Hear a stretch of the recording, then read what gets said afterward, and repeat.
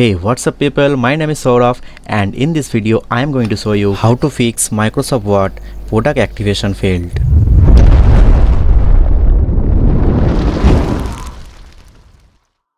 Hello guys, ultimate dot में आपका स्वागत है। एंड आज का जो वीडियो होने वाला है आप देख सकते हो, जो है माइक्रोसॉफ्ट वर्ड या एक्सेल में कभी कभार ऐसे लिखा आ जाता है ऊपर में और रेड कलर का सिंबल देखे और लिखा रहता है Microsoft word product active failed. इसको कैसे फिक्स किया जा सके इस पे आपका इस वीडियो है। एंड चलिए स्टार्ट करते हैं।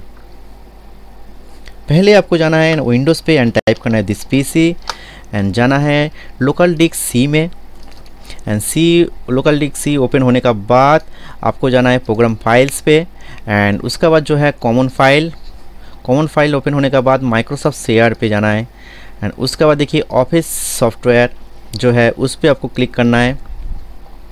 क्लिक करने के बाद OSPPERM बोल के एक एप्लीकेशन है, उसको आपको करना है सिलेक्ट एंड करना है राइट क्लिक एंड करना है रन एज एडमिनिस्ट्रेटर। ऐसे रन एज एडमिनिस्ट्रेटर करने के बाद एक पॉपअप आएगा, उसको करना है आपको येस एंड ऐसे ही 2-3 बार कर लेना है। एंड कर लेने के बाद आपको सिंपली इसको क्लोज कर देना है एंड जो वर्ड फाइल है उसको भी आप क्लोज करना है। एंड पहले आपको जाना है विंडोज़ पे एंड टाइप करना है MS word and MS word open होने के बाद देखिए जो रेड कलर का सिंबल ऊपर में शो हो रहा था वो ऑलमोस्ट चला ही गया है एंड जो प्रॉब्लम हुआ था वो पूरा फिक्स हो चुका है। बस आपको मेरा जो स्टेप है जस्ट उसको फॉलो करना है।